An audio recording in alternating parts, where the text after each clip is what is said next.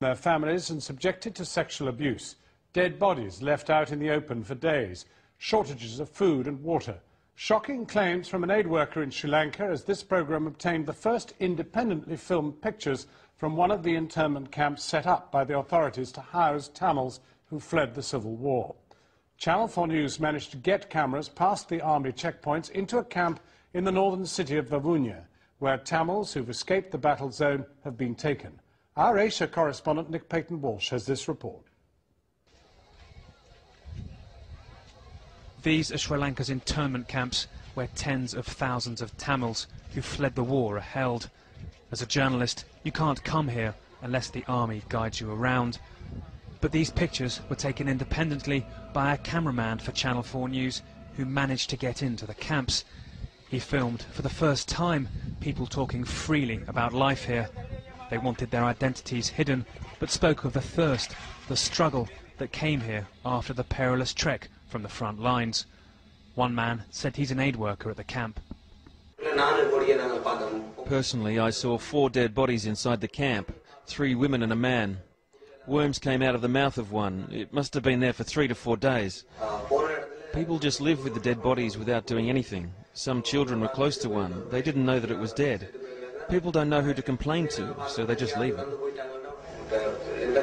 I saw mothers unable to feed their children.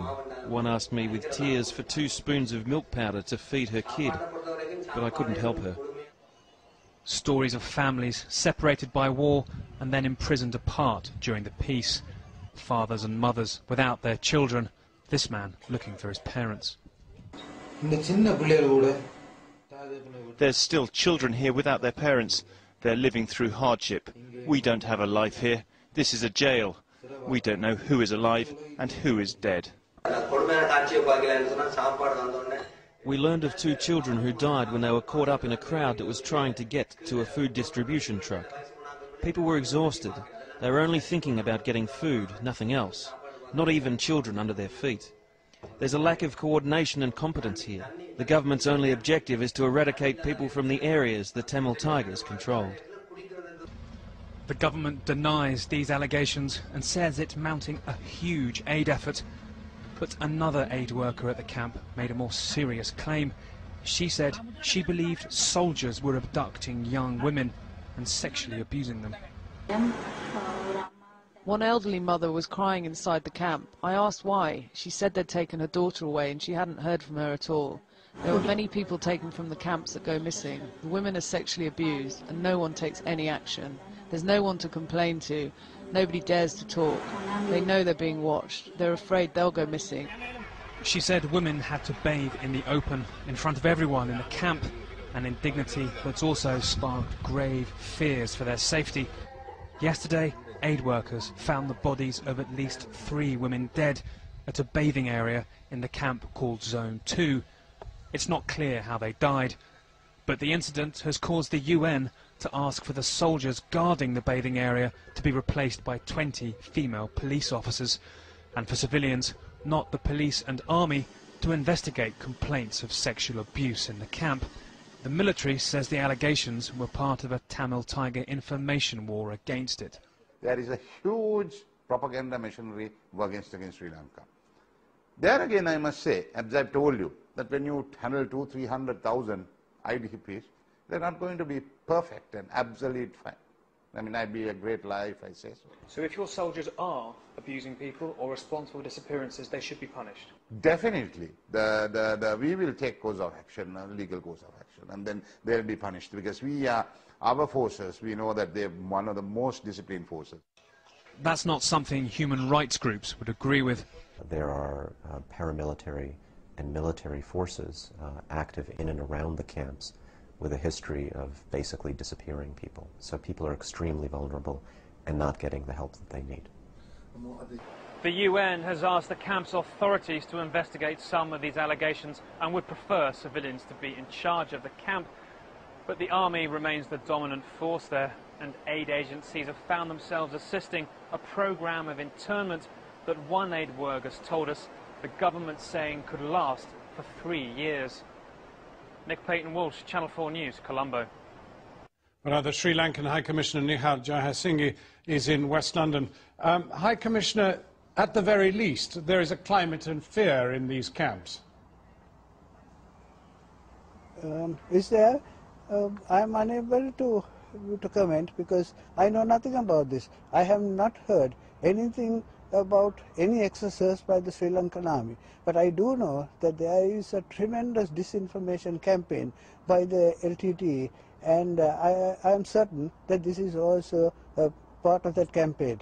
And if these things are happening the way it has been alleged, I ought to have known. I don't think this is true at all. Well, one of the reasons you don't know is because there are no international aid agencies in there of any great depth, and the media is only taken there on very occasional militarily guided tours. The fact is, if you would only open this up to the United Nations properly and to aid agencies properly and to the media, we would know the truth.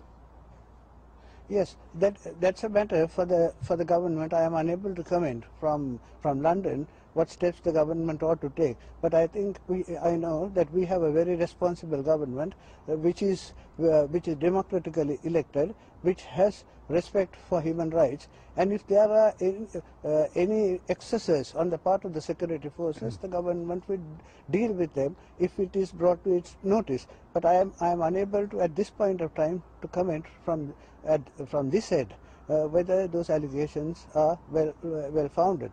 But I know that the